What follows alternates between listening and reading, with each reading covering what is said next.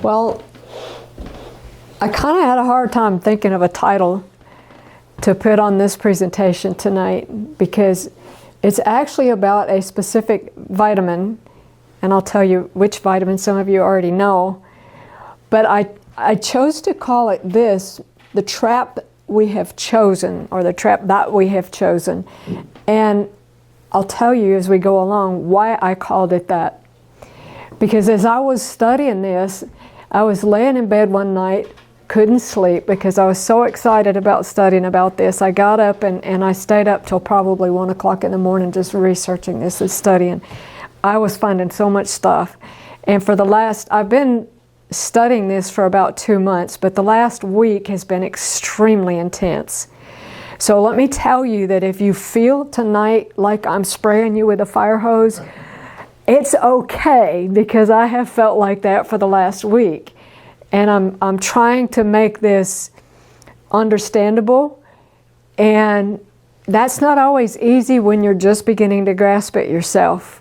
And so bear with me. If it seems a little bit fuzzy, this is a talk that's in development, okay? I'm still learning about this, and the more I learn, the more blown away I am. I am totally floored. This has been hiding under my nose for 30 years, and the Lord is just now bringing it to my mind. So I have a picture of a spider and a spider web here, and the trap that we have chosen is just like the devil, you know, the way that this thing is worked out, because a spider lures his prey and he traps it. He strikes it, he paralyzes it, and then he injects it with stuff that basically liquefies his innards, and then he pokes his little straw in and sucks the life out of his prey that has been liquefied by his digestive enzymes. So he sucks out that life and leaves only an empty shell of what once was. Anybody ever feel like that? Does that sound familiar? I think it will begin to sound more familiar as we go along. The devil's master game plan, I believe, to destroy humanity is toxicity and deficiency. Poison us, take away our nutrition, our vitamins and minerals so that we cannot function. And as we go along, I think this will become more clear. Remove key nutrients vital to brain function, gut function, cardiovascular function, energy production, glucose metabolism, fat metabolism, protein metabolism, and overall health. Refine the grains, remove the bran, remove the germ, and increase the sugar a lot. Get the people addicted to gooey, sugary, yummy stuff that has no nutrition. They're overfed and undernourished. Spray the crops with pesticides that leach out the minerals. We've talked about glyphosate quite a bit in here. How does it work? How does glyphosate kill plants? You remember? Who remembers?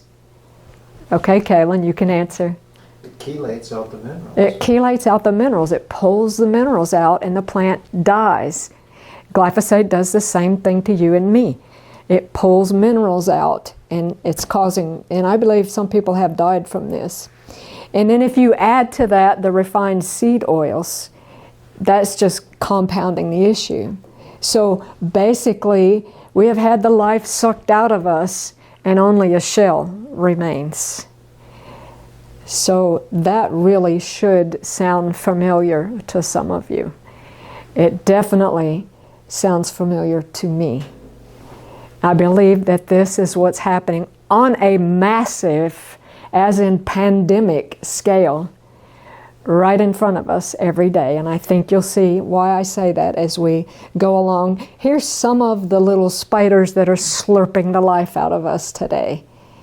Right here, okay? Our gooey, sugary, yummy pastries and the refined vegetable oils and seed oils. And this is kind of a product of affluence. It's kind of like the, take my 20 and I'll give you 2 5s. We think we're getting more when we're actually getting less in return. That's what's happened to us with the Industrial Revolution came the refining of grains and the removing of the bran. Hey, Julie, come on in. Leaving basically the starch. I'll show you a picture in just a minute. Let's make a spot for Julie, could we? Okay, we might need to scooch around a little bit. We have a good crew here tonight. Okay, and with this removal of, and I'll show you why this is so important, but when you remove the bran and the germ, you leave basically the starch, and this began to cause the appearance of diseases such as beriberi, which we're going to talk about at length tonight. Who's heard of beriberi? Anybody? Okay, a few people. Anybody know what it is? Okay, you will after tonight, so hang in there. So doctors began to realize when these diseases began to show up that there's a problem with refining these grains. But people were already used to the light white breads, the pastries, and all these things. Didn't want to give them up. Don't want that heavy brown bread. I remember when I was in Ukraine back in the early 90s, I was there with a group from Amazing Facts doing health evangelism.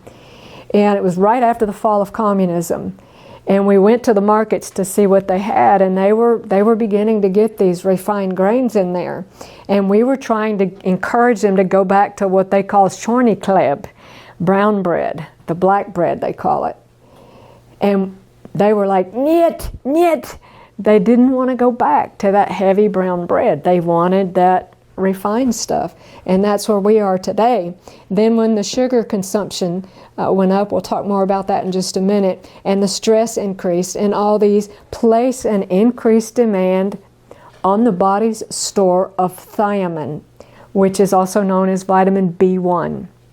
This is what we're talking about tonight. So here's a picture of a natural grain there on your left. You can see the whole grain with the bran and the germ. What do you notice that is in there? And I'm not sure if you can read that, so I'll read it to you. The bran contains the fiber, and it also has, can anybody see it? B vitamins and minerals, okay? Also the germ, lower down on the page there, nutrient-packed core with B vitamins, vitamin E, phytochemicals, and healthy fats, but the endosperm is basically just empty, starchy carbohydrate with the middle layer, in the middle layer with some proteins and some vitamins. But all of the B vitamins are removed when you refine these grains and you're eating these fine pastry or white flours. You're not getting the B vitamins, okay? So you're just left with this starch, and this is the real problem with refined carbohydrates. All right? Who remembers Kaylin's presentation on sugar? Okay, good. In that presentation, Kaylin cited that from the 1800s, the average per capita intake of sugar per year was 4 pounds. Which is still a lot. Per year it is still a lot. That's almost a 5-pound bag of sugar per person per year.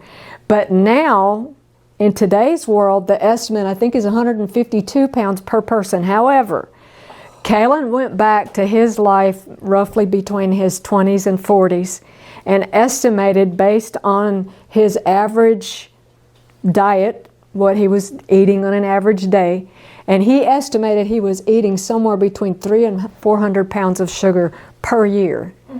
I believe this is a more accurate assessment because I know a lot of people that eat very much like Kaylin used to. So anyway, when we consider that more than half the calories that Americans consume come from these nutrient-depleted, refined, ultra-processed foods, it comes as no surprise that many people are overfed but undernourished. And people are beginning to look like the dough that they eat. Forgive me, but that is a very accurate description, I believe. And this is a very, if you want to take a picture of this, that article was fantastic. I got so much information from just that one article from the Kresser Institute. Well-fed but undernourished, an American epidemic. And then, as we mentioned just a minute ago, when we add the glyphosate and other pesticides, not to mention heavy metals, other chemicals, forever chemicals and plastics and all these things to our diet, our energy cycles are broken. Our detoxification pathways are broken. Our gut health is severely compromised. All of our vital pathways are dependent on having enough vitamins and minerals to function properly. But glyphosate is pulling those vitamins and minerals out, particularly the minerals. So again, the glyphosate, we've mentioned this before, is in the hydrologic cycle, so we are all glyphosate toxic. And if you're not actively doing something to remove it from your body, you're going to suffer from that. Then we add to that, I borrowed this slide from one of Dr. Peter Osborne's presentations. And he shows how different medications, if you look at the left side here, you'll see different medications actually deplete certain vitamins, minerals, antioxidants, hormones, and different nutrients. And so who these days isn't on some type of medication? It's very rare. And so tonight, again, I want to talk to you about thiamine, or vitamin B1. Vitamin B1 is a water-soluble vitamin, and it acts as a rate-limiting cofactor in many of our body processes, including energy production. Thiamine is very limiting to how much energy, how much whatever else the body is trying to do. And we're going to talk about a lot of the whatever else's tonight. If you don't have enough thiamine, your body cannot do all the things that it needs to do because it is so crucial to every step, not just one step, for instance, in the energy production cycle. I'm going to show you a video in just a minute by someone that I know you all know. And then I'm going to show you why thiamine is so important in what she's talking about. So if thiamine is important for so many different steps in the production of one thing, you can easily see how when you run out of thiamine, those steps are going to break down. It'll become more clear as we go on. We cannot store thiamine in our body, so if we don't take it into our diet, we can easily become deficient. And if we don't take it in our diet, we can deplete our stores within 2 weeks. Some people say 3 weeks, and some people say less than 2 weeks in different places that I've researched this. If you have a chronic illness, you can actually deplete those stores in days, like 72 hours. Okay, so you can really burn through your thiamine very quickly. Please bear with me, because I'm going to show you the relationship between thiamine deficiency and very specific health conditions that some of you in this room have, and I know because you've told me. All right, thiamine is vital for all of our detoxification processes, including detoxing from lead toxicity, and that's a video that talks about that. And when you provide thiamine to people who are severely deficient, they often respond dramatically within a matter of days. And I'll talk to you a little bit towards the end about how to begin to incorporate vitamin B1. Let's just look for a minute. These are some of the things that thiamine is involved in. You look up here, we'll start up here with energy production. It's very vital to the production of energy. It's important. Who's ever heard of the Krebs cycle in energy production? Anybody remember the Krebs cycle? Some of you. Okay. Thiamine is vital for that. We'll talk about that more in just a minute. It's important in neural signaling. All of these we're going to dive into just a little bit more. You can't make your some of your key neurotransmitters without thiamine. Then you're going to end up with problems like Parkinson's, MS, and other neurological diseases. Okay, it's very important in the production of antioxidants. It's important for the immune system, the mitochondrial function. We're going to talk about that probably mitochondrial function and energy production, probably more than just about anything tonight. Okay, I'm going to play a little, it's maybe a minute and a half, 2-minute clip here. I know you know this lady, okay? So bear with me and we'll come right back after this. Foods break down to a singular structure called glucose. And as glucose, it now can be absorbed into the blood. When the glucose gets absorbed into the blood, it goes on the M1 main highway straight to the project manager, the liver. Now the liver, as the project manager, it determines where the glucose goes, and the first place that it will send the glucose is to what we've looked at already this week, the CBD, the Central Business District of the human body. So the glucose gets sent into the cell. When it goes into the cell, it goes through a 20-step pathway. There are 20 little chemical reactions which produce 2 units of energy. That's why we eat, isn't it? That's in our eyes, it's in our ears, it's in our brain, it's in our muscle, it's everywhere. The food we eat breaks down, goes to the cell to give energy. The end result of the 20-step pathway is a chemical form of glucose called pyruvate. And pyruvate, as the chemical form of glucose, gets fed into what's often called the powerhouse. Called the powerhouse because this 8-step pathway delivers a fairly impressive 36 units of energy. So the question then arises, how come a 20-step pathway only gives us 2 units and an 8-step pathway gives us 36? The difference is oxygen. That's the oxygen pathway. This is the no oxygen pathway, or often called the anaerobic pathway. Did everybody kind of follow what she was saying as far as energy production in the cell? If you didn't, she's got lots of videos on YouTube that explain it, but we're going to break it down a little bit more tonight. What she's talking about largely is this Krebs cycle of energy production that I mentioned just a minute ago. This is kind of a chemical outline or picture of what she was talking about. But I want you to notice something. By the way, she said 36 units of energy. It's actually 34 units of energy. But this whole thing is dependent. I don't know if you can see what's in green there about midway of the chart on thiamine. So thiamine deficiency mimics hypoxia or absence of oxygen in the body. You remember she talked about the 2 different pathways. One is the no oxygen, one is oxygen. I believe that plays a key role in this. And then in this slide, it's basically kind of the same thing, exploded a little bit. But you can see how thiamine is a vital part. I got this chart from Elliot Overton, and I'll talk a little bit more about him later. But thiamine is very vital for steps, not just a step, all along this energy production pathway. If you notice here about halfway through, one way it goes to acetylcholine and the other way it goes to myelin. Does anybody know what myelin is? Okay, Kaylin knows. But okay, here is a power cord. We'll just look at this. Okay, there's somebody trying to get in here. Here's a power cord.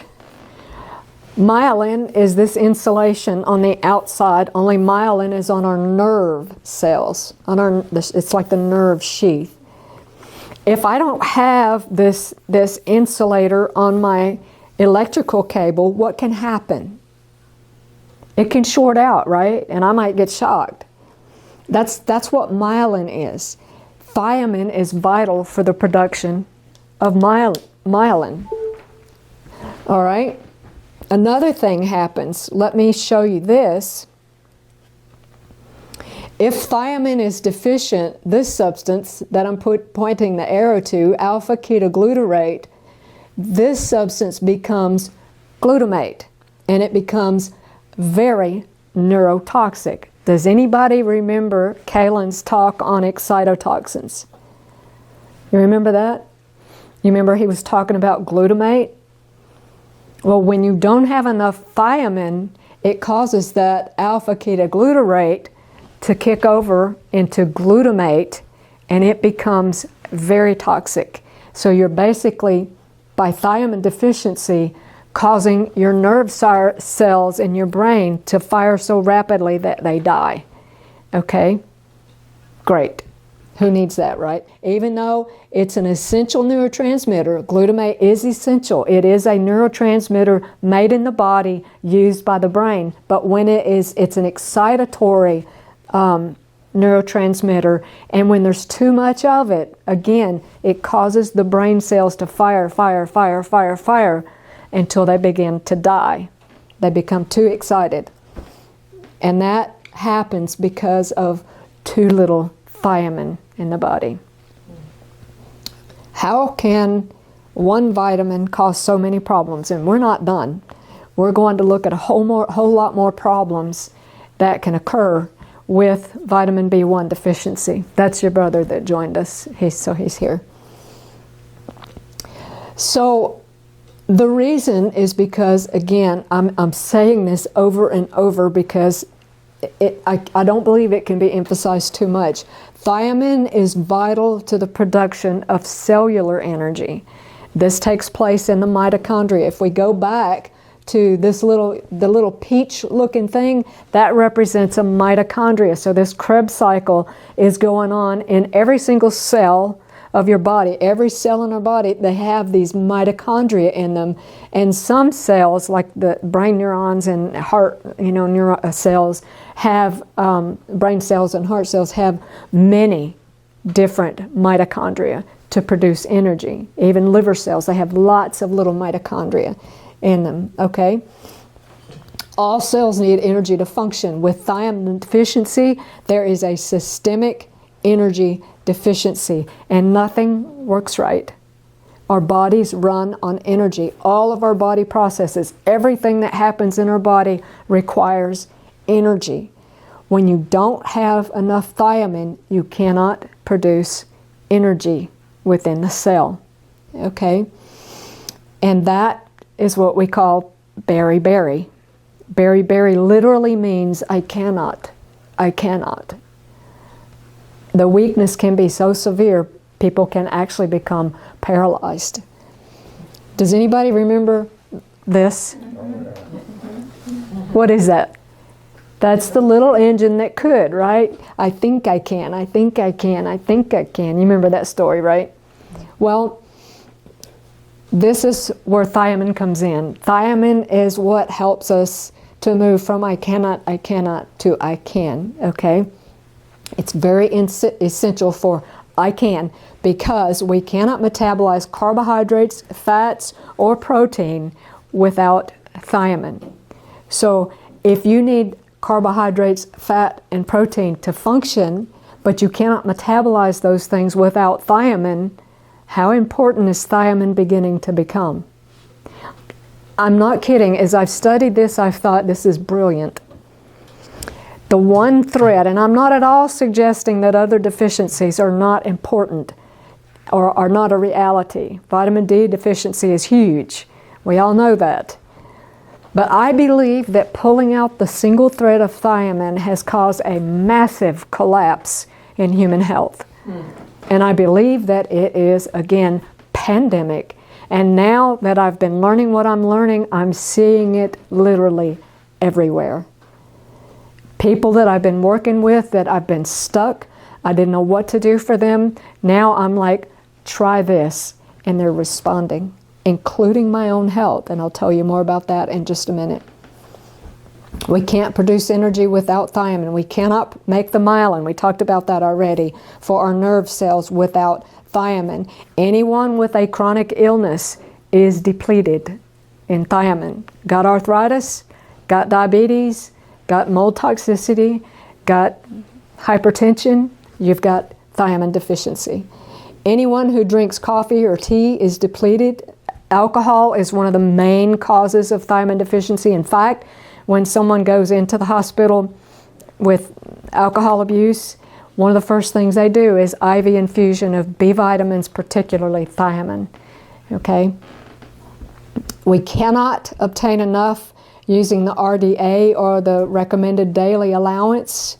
And I'll talk more about that in a minute, but let me go back to the previous bullet point, the coffee and tea. These have tannins in them that actually break down thiamine in the gut. And some foods actually contain a substance called thiaminase, which breaks down thiamine. But if you eat foods that contain it, we'll talk about some foods that have thiaminase in it. If you cook those foods, it destroys the thiaminase. Okay? We cannot obtain it enough through the RDA. It takes megadoses. Now, I know that some of my colleagues that are diehard, no supplements, are going to disagree with me on this, but that's fine. I stand my ground on this because I believe soils are deficient, the plants are deficient, and we'll talk about this in just a minute, and we have to have megadoses to overcome the deficiency, and then we can attempt to maintain with our diet. If our foods are grown on soils that are well amended and full of nutrition, okay? But how many large farms today do you think have soils that are well nourished? Oh, pesticides. That's right. That's right. Okay. Again, beriberi means I cannot. There's basically two main forms. There's really more than the two, but the two main forms that we talk about are wet beriberi and dry beriberi. Sounds kind of strange, but I'll break it down. Wet beriberi affects the cardiovascular system. This typically manifests with hypertension, congestive heart failure, edema, those kind of things. Dry beriberi is more affecting the neurological system. You're looking at things there like neuropathy and this Wernicke's encephalopathy, which I'm not going to get into that in this talk. But there's also a gastrointestinal form of beriberi that we're going to talk about just a little bit too. This is a less recognized subtype of beriberi, but you can have all three of these forms at the same time. So you can have symptoms of neurological or dry beriberi and wet beriberi and GI beriberi all mixed, moshed in together. And I have experienced this, okay? The beriberi originally began to be recognized in Oriental countries or Asian countries with the polishing of rice. And again, it was that issue of affluence. The white rice looked pretty on the table, tasted better and all that stuff. So here is some of these charts. I actually did screenshots from Elliot Overton's presentations. I really appreciate his teaching. And if you'll notice the center block there, wet beriberi, underneath that, this is the beriberi that affects the cardiovascular system. There is a subtype of beriberi that falls under wet beriberi called Shoshin beriberi, and this is extremely severe. These are people who are like in CCU and they have no clue what's wrong with them. The cardiologist can't figure out what's going on. I just contacted a lady that is in this situation, and I'm begging them to give her thiamine. We'll see what happens. Okay, let's break it down a little bit more. Wet beriberi. Again, this is more in the cardiovascular system. Key symptoms include increased heart rate, including something called POTS, which is postural orthostatic tachycardia syndrome, which basically means when you sit up from lying down or stand up from sitting, your heart rate just goes crazy, just takes off 100 miles an hour. Okay, that's basically POTS. And then you can also have arrhythmias, including AFib or atrial fibrillation and PVCs, premature ventricular contractions. These are all possible with wet beriberi. Shortness of breath, air hunger, especially during physical activity, swelling in the lower legs or edema. Got edema? You may have some issues with wet beriberi. Difficulty breathing at night, enlarged heart, and this can lead to heart failure, and that's that subtype, the Shoshin, that's more severe. And then dry beriberi affects mostly the nervous system, and this can lead to severe complications. It can actually lead to paralysis and even death. The symptoms include tingling or loss of sensation in the hands and feet, difficulty walking or kind of a shuffled gait, decreased muscle function, and profound weakness, mental confusion and speech difficulties, pain and involuntary eye movements called nystagmus, nausea, vomiting, paralysis again in severe cases, and even some of the autism spectrum disorders are finding now that these people are severely thiamine deficient, and they improve when they're given these high doses of thiamine.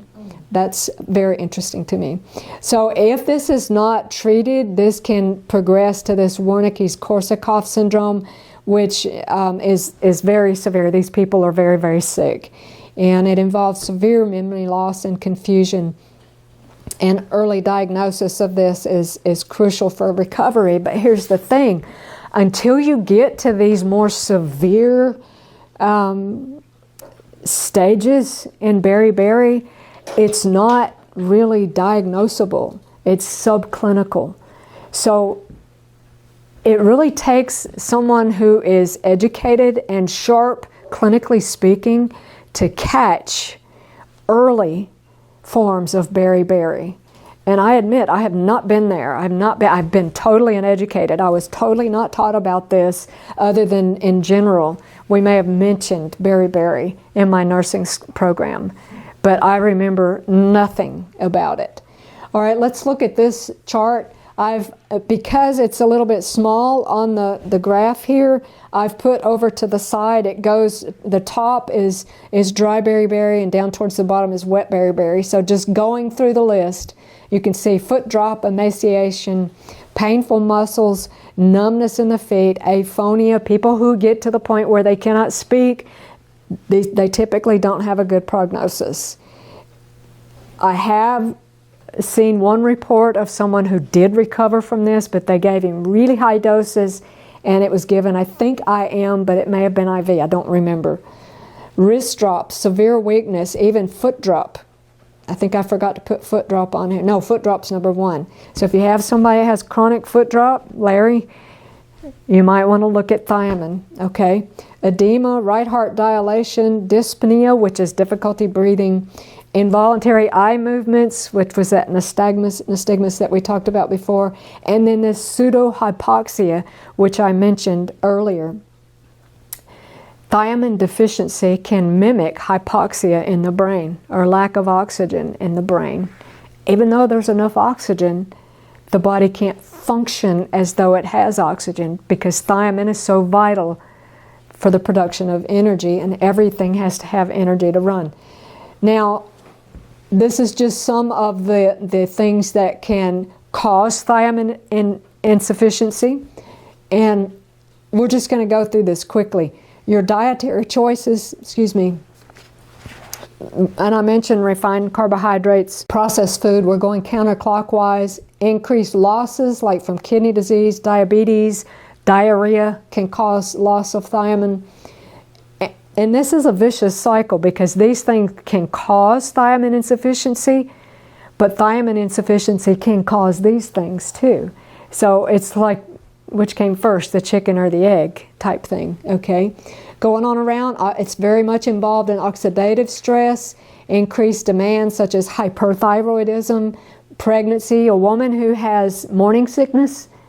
Those ladies that really suffer with morning sickness are almost always thiamine deficient. So if you have somebody that's suffering with that, you might want to talk to them about this. And then poor absorption from gut issues and medications and things like that. Again, I mentioned this a minute ago. Diagnosing beriberi is basically a clinical thing. And what I mean by that is listening to the history, looking at the symptoms, looking at the patient, look at the onset, and diagnosing it from there. And here's the thing. Supplementation with thiamine is extremely safe because it's water soluble, it's not toxic, you're just going to basically pass out in your urine any excess that your body doesn't need.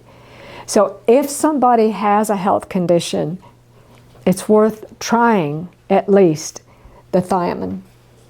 All right, here's some symptoms, common symptoms of mild deficiency. Fatigue, muscle weakness or lethargy, muscle pain, neuropathy, tingling, numbness, apathy, poor cognition, brain fog, or anxiety. Most people that come to me for health counseling these days have brain fog. And a lot of them have things like pain. Dizziness, abnormal heart rate, air hunger, bloating, reflux, IBS, constipation, difficulty swallowing, wheezing, coughing. All these can be associated with thiamine deficiency. And I'll just interject this here. You guys remember me often in my talks, I would get choked and I'd have to drink water, take lozenges, and I just couldn't. My throat was like it was closing and spasming. And it's always when I have to give a presentation, which is very inconvenient. Since I have been on high-dose thiamine, that has almost vanished. Okay? Difficulty swallowing. Major sign of thiamine deficiency. Some of the gastrointestinal manifestations are bloating and gas, constipation, diarrhea, back and forth with this. Low stomach acid or hypochlorhydria, GERD or reflux, leaky gut. People look at me like I'm crazy, even in the last week or two that I've talked to people about this. They're like, yeah, right, you're just on a kick. And maybe I am. I'll give you that. Maybe I am. But I kid you not, the more I research this, the more kickish I get. Because I am realizing this literally is everywhere. I don't know anyone of you that I've talked to. Every single one of you is thiamine deficient. I guarantee you. I guarantee you. All of you that are eating the German doughy food all your life and grew up on that, I'm sorry, but you're thiamine deficient. I guarantee you. Inability to make digestive enzymes and even bile, gut and stomach pain. I think I missed that one, and leaky gut. And these can also contribute to the development of H. pylori, which is a bacterial infection in the stomach, and this can even lead to stomach cancer. All from the deficiency in one single vitamin. Now do you see why it's that one thread that I believe the devil has figured out? If I can get this vitamin out, everything's going to collapse. So thiamine is vital to the proper function of the enteric neurons or the gut neurons, as well as the vagus nerve. Now the vagus nerve, I'm still studying this aspect of it, so I don't fully understand what I'm talking about here, but I'm going to share with you what I do understand. The vagus nerve is how the brain and the gut communicate. And if you didn't know, more of our neurotransmitters are made in the gut than in the brain. Okay, so this vitamin, thiamine, is essential to the proper function of that vagus nerve. Many people who are now told that they have dysautonomia or vagal insufficiency or whatever, I believe thiamine is a big, huge part of that. So I'm going to look at a few different specific types of disorders and diseases now in the connection with thiamine deficiency, okay? This is a research that was, and that's the link there, the PubMed link, and that's the title of this research paper, Thiamine, GI beriberi, and acetylcholine signaling. You don't really need to understand the title so much, but here's what they found. That thiamine insufficiency leads to impaired stomach motility and gut motility. You ever feel like your food's just sitting in your stomach? It's just sitting there. Chronically constipated. You just can't go. Changes in pancreatic function, can't produce enough digestive enzymes or bile. Poor gastric acidity. SIBO, small intestinal bacterial overgrowth, and irritable bowel syndrome is often due to thiamine insufficiency, and dysphagia, difficulty in swallowing, because it takes energy to swallow, okay? If you don't have the energy for those muscles to work, you can't get stuff moving along the GI tract. And this is one of the key symptoms of GI beriberi, is things just don't move along the GI tract like they should. In Japan, high-dose thiamine has been used since the 1960s to treat gut disorders. So they've known about this for a long time. And I'll tell you now, I've got it on a slide for in just a minute about diabetes, but they've known about treating diabetes with thiamine for over 80 years. But it's, how much do you hear about it? Almost nothing. Thiamine, it's the next slide, okay? Thiamine deficiency and diabetes, again, there is the PubMed study right there. Again, thiamine is a water-soluble vitamin that is rapidly expelled from the body. It has a very short half-life. There's no issues with dosage or accumulation. People have taken massive doses of this with no issues. In fact, allergic reactions to this are almost unheard of. And yes, the high doses of thiamine are synthetic. They are not biologically occurring. They're not natural in nature. It is synthetic. However, one form, and I'll talk about the different forms of thiamine in a minute, called TTFD, is, I think it's garlic, that they took the thiamine out of garlic and that's how they made the TTFD. And they found that whenever they began to synthesize it, it was actually more powerful than even the thiamine in garlic itself. Okay? The problem with industry investigating and investing money in thiamine research is you can't patent thiamine. So they can't make money off of it. Okay? So large-scale studies are not being done on this, and consequently, diabetic people remain deprived of a possible way to ameliorate their condition. And again, there's the statement. It's been known for over 80 years that thiamine deficiency is a major factor in both diabetes and diabetic neuropathy. I was never taught about that in my nursing practice, ever. I never heard it. Granted, I didn't work specifically with diabetic patients. I worked more with cardiovascular patients, but still. Here's another thing. This is from Elliot Overton. Plasma thiamine levels are decreased by up to 76% in both type 1 and type 2 diabetics. Massive, massive depletion. These people also tend to waste thiamine through the kidneys. And the excess glucose with diabetes tends to clog up that energy production cycle that we talked about early on, and these people are very chronically inflamed. What about thiamine deficiency and fibromyalgia? Fibromyalgia and mild thiamine deficiency are basically identical. They have the same clinical presentation. Okay? In this particular study, they tested these people for deficiencies in vitamin D, vitamin B12, all these other key nutrients, and they were normal in all these. The only one that they tended to be across the board depleted in was thiamine. With that depletion, when they gave therapeutic doses within 48 hours, all within the study showed improvement in their fibromyalgia. And this was not a small study that was done. And on a good note, there were no side effects, no ill side effects noted from that high dose thiamine. Thiamine deficiency and Parkinson's disease.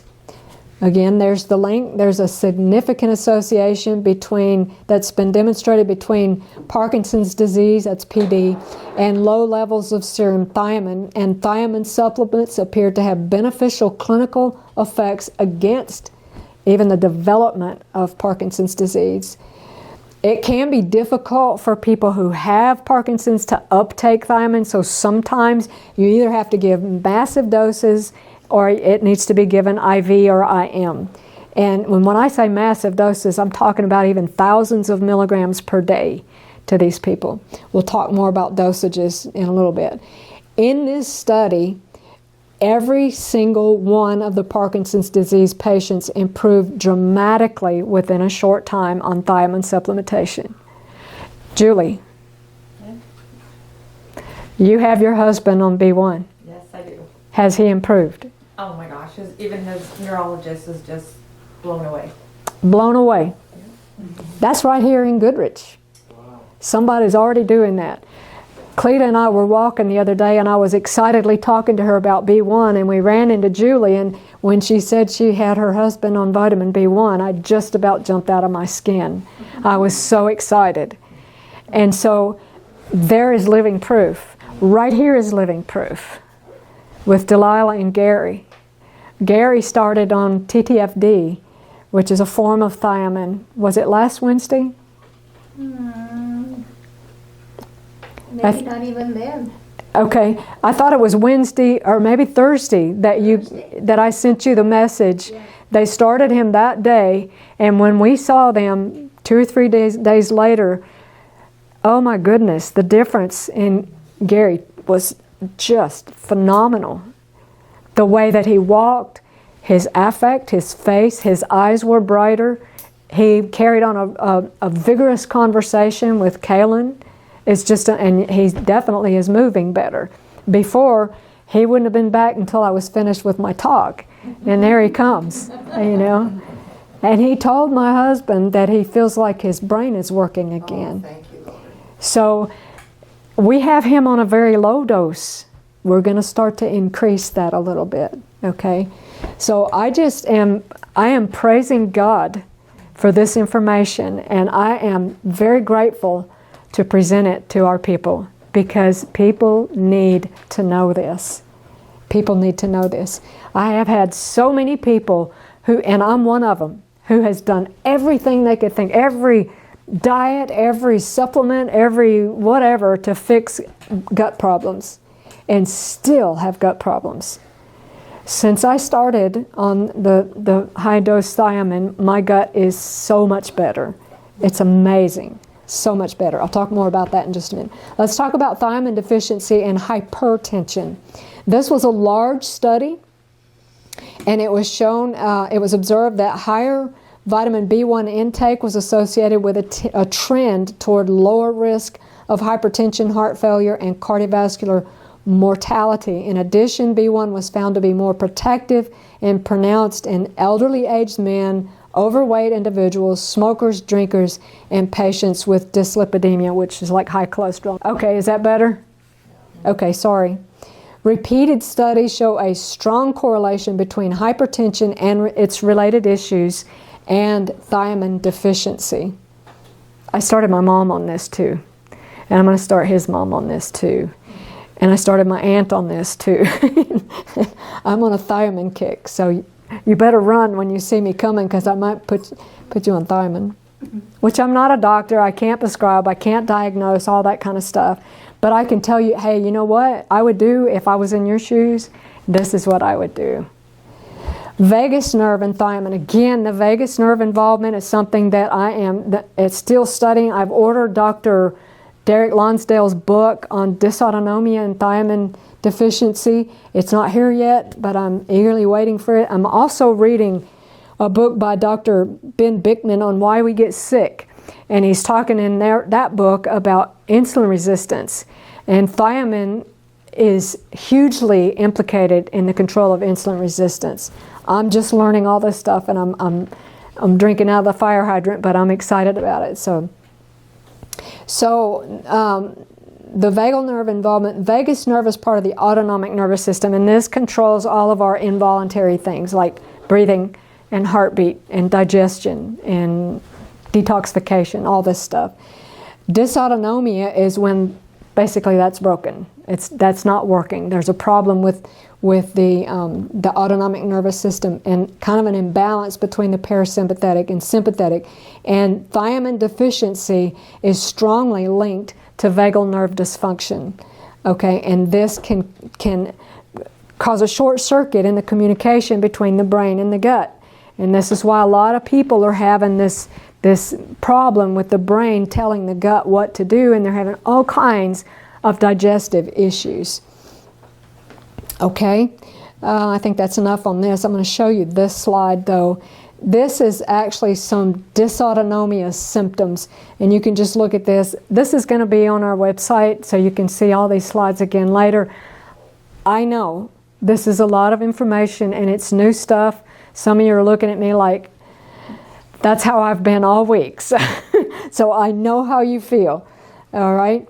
But there's a lot of things that can happen with this dysautonomia. That, by the way, the picture of the young man in the corner there, that is Elliot Overton, and I am hugely indebted to him for a lot of the research in this presentation. What about thiamine and mold toxicity? Do you know there is a strong connection? And is it B1 deficiency or is it thiamine deficiency?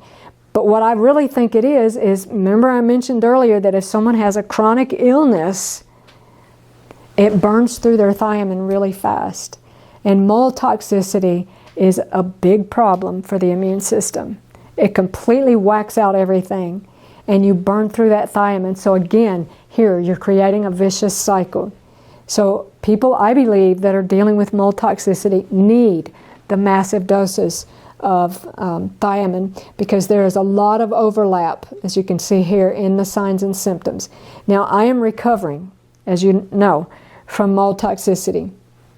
I am on this thiamine supplementation, and it's made, as I mentioned earlier, huge improvements in my gut. My acid reflux is much better. I could not figure out why don't I have any stomach acid. I knew I had hypochlorhydria. I knew I had this reflux. I knew I wasn't producing enough bile. I knew I could eat an apple and felt like I ate a whale. Okay, and it just sat there. Things just were not moving through. That has massively improved since I've been doing this. My cognition, I kid you not, it's like somebody flipped the switch on in my brain. I can think again. I can research again. Kaylin has said the same thing. The lights are on. My brain is functioning again. And I mentioned earlier my breathing and speaking difficulties are way diminished from what they were. By now, I would have already drunk probably 2 bottles of water and a half a pack of Fisherman's Friends lozenges just trying to get through this talk. I praise the Lord for that one. That was very disconcerting to deal with. So there's some problems with the recommended daily allowance because the RDA is really not keeping up with the times. It's not keeping up with the toxicity that we're dealing with. It's not keeping up with the fact that many of us have chronic health conditions that burn through thiamine that fast. In days, you can completely deplete yourself of thiamine, even if you had normal stores, which almost nobody does. I think the estimate that I found just today was that 90% of people, they're estimating 90% of people are at least mildly thiamine deficient, if not moderate. And many of us are severely thiamine depleted.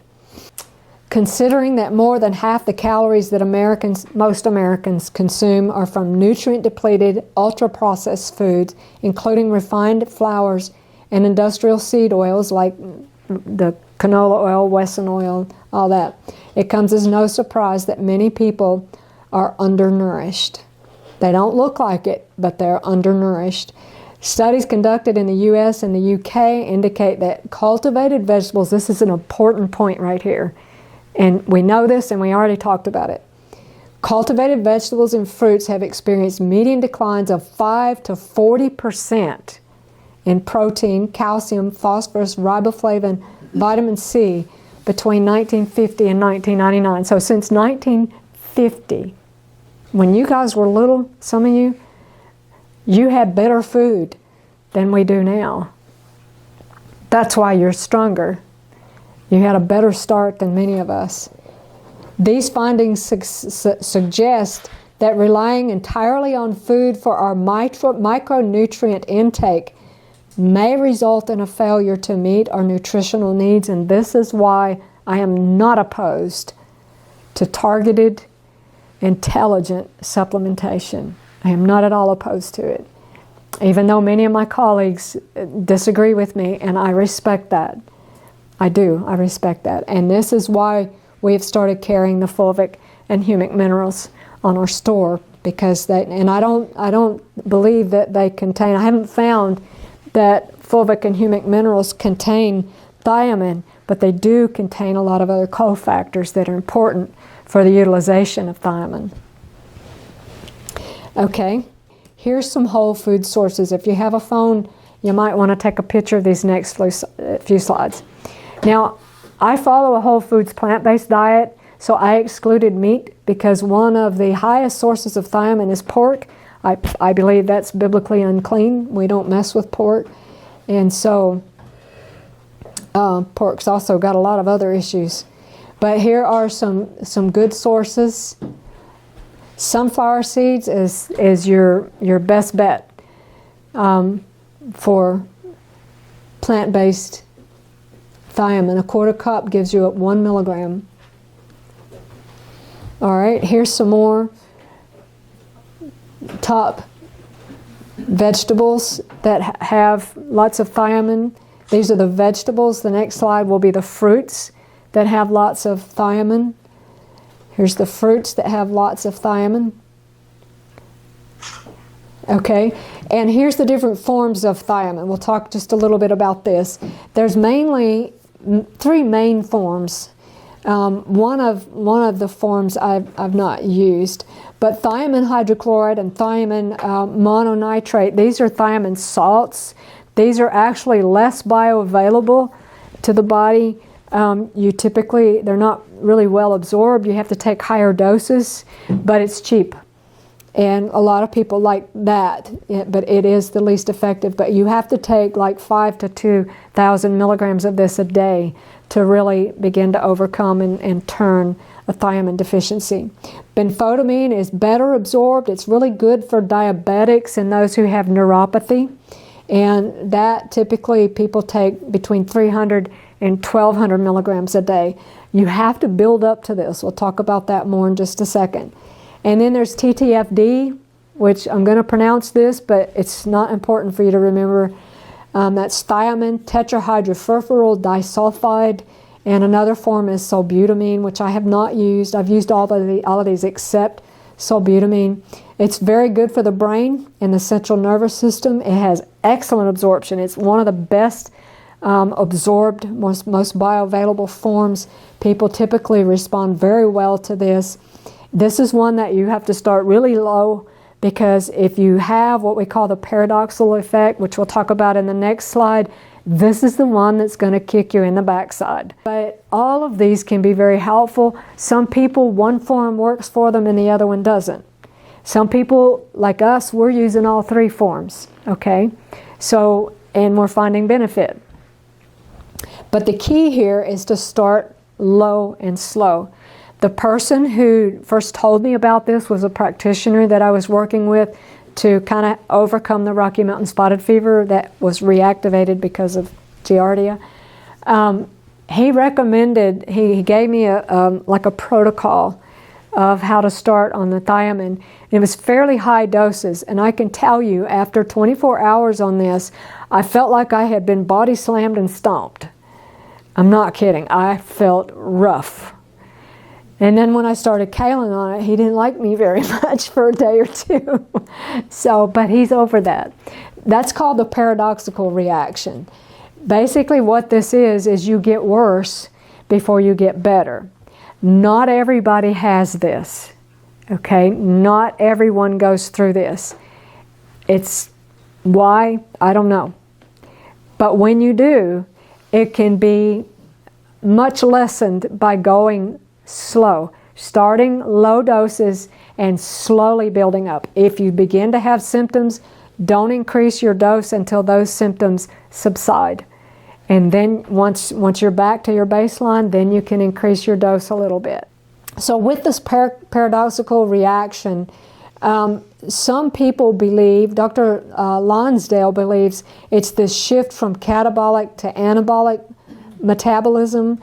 I don't understand a lot about that, and when I was watching Elliot Overton, he didn't go into a lot of detail on that. He believes that the second bullet is what's happening, that increasing your thiamine actually speeds up the need for other co-nutrients.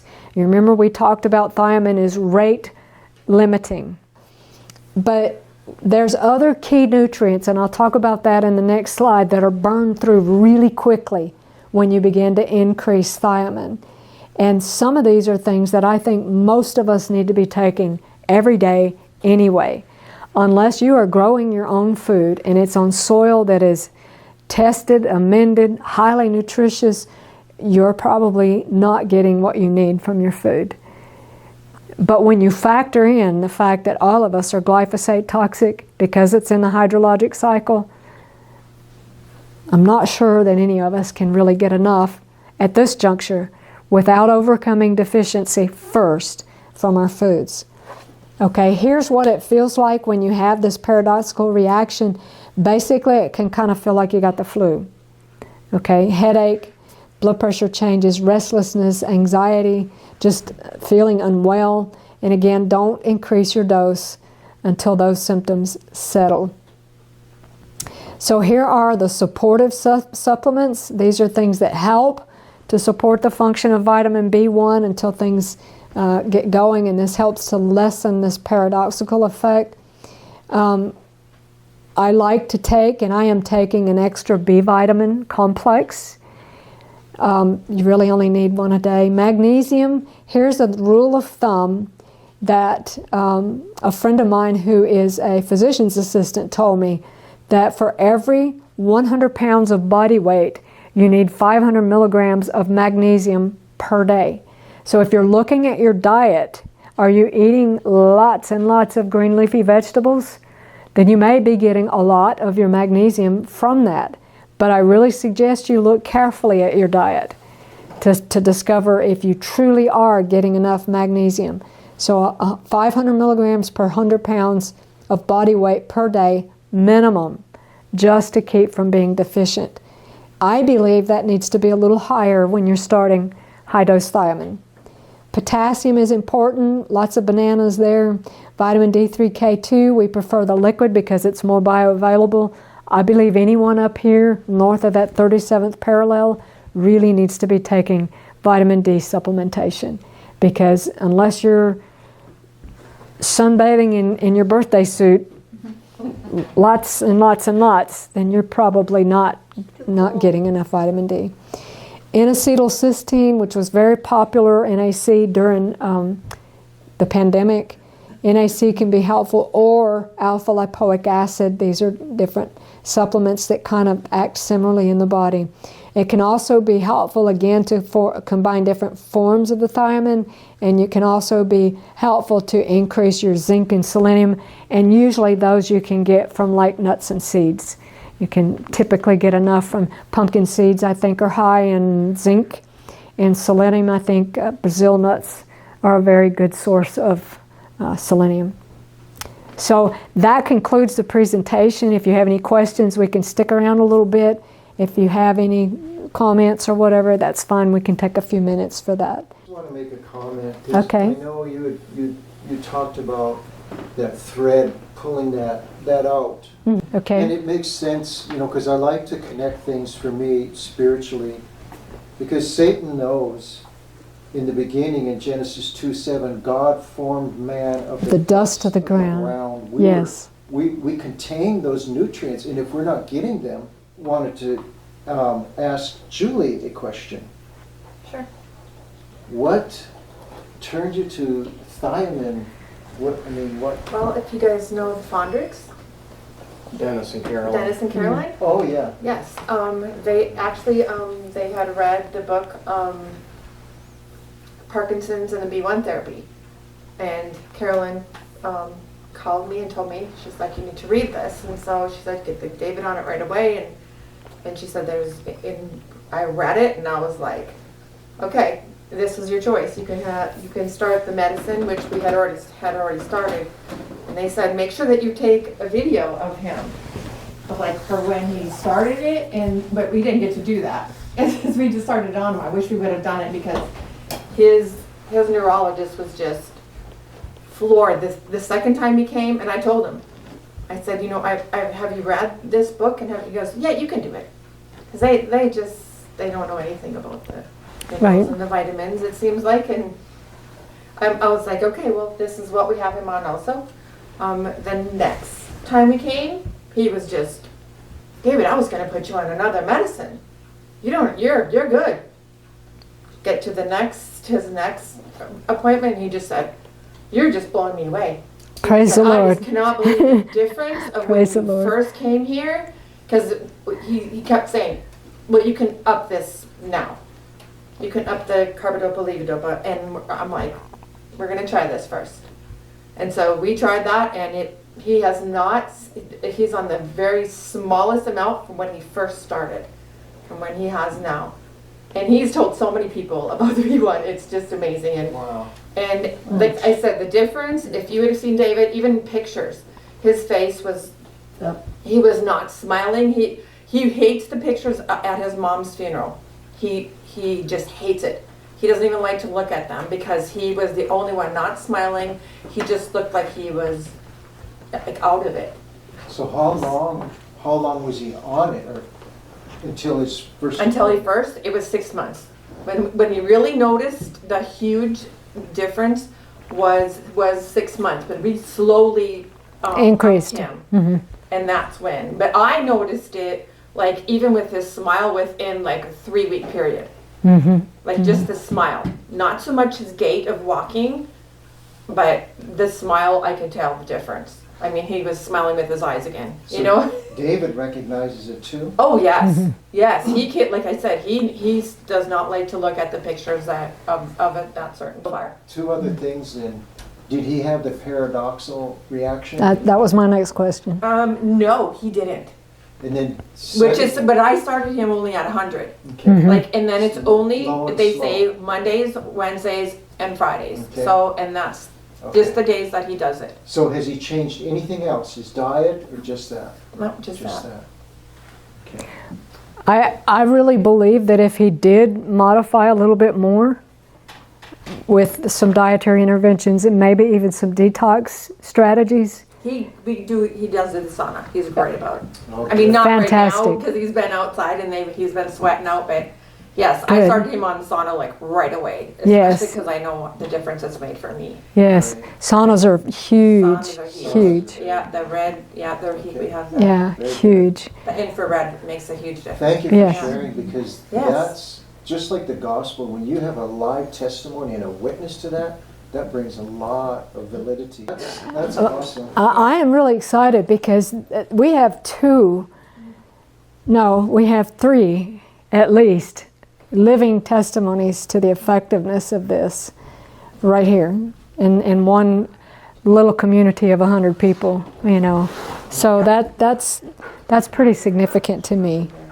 So I look forward to seeing the progress, you know, in myself as well as you, Kaylin, Gary, and also David. So, are there any other questions? Again, don't take it in the evening because it can cause wakefulness. So don't take it late in the day. So you want to do it like morning and early afternoon. But I would not increase more than 100 milligrams at a time. And then I would wait. If it were me, I think I started talking about the person that recommended and put me on the protocol. It was a body slam. It was a high dose, and I didn't know what to expect really, and I didn't increase my magnesium enough, and I felt rough. I mean, I was basically bedbound for about 2 days, and I couldn't figure out what was going on until I realized and started doing some research on this. I am not standing up here, I am a dyed-in-the-wool herb girl, you know, whole foods, plant-based herbs, you know, but because of the condition of our world and because of the condition of our bodies, and we are so toxic and we're so depleted in so many things, I believe that it's very beneficial, at least in the short term, to do some supplementation on some of these things.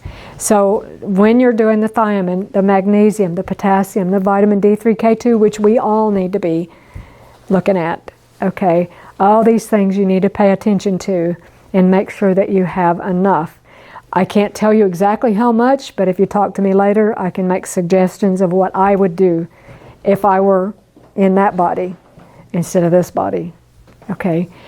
I have to be very careful what I say. I can tell you what I would do if I were you, but I can't tell you what to do because you are you. I think you know what I mean. Right. So, Well, when you think of like what you said again about between 1950 and 1999, the nutritional value of our food is flushed so far away, we Right. almost need to have Something. supplementation of some sort. Unless you are buying your Organic food, farmers. yes. And again, how many gardens out there are really like that? That are not affected by spray, even your garden. I know you're careful with sprays. I don't use them, but they spray for me. They spray all around. Yeah, spray for you. Yeah. So you're affected by it. Even as careful as he is and is organic and all that, excellent gardener, but still, even his garden, there are no more organic gardens anywhere because it's in the hydrologic cycle. So we have an issue here.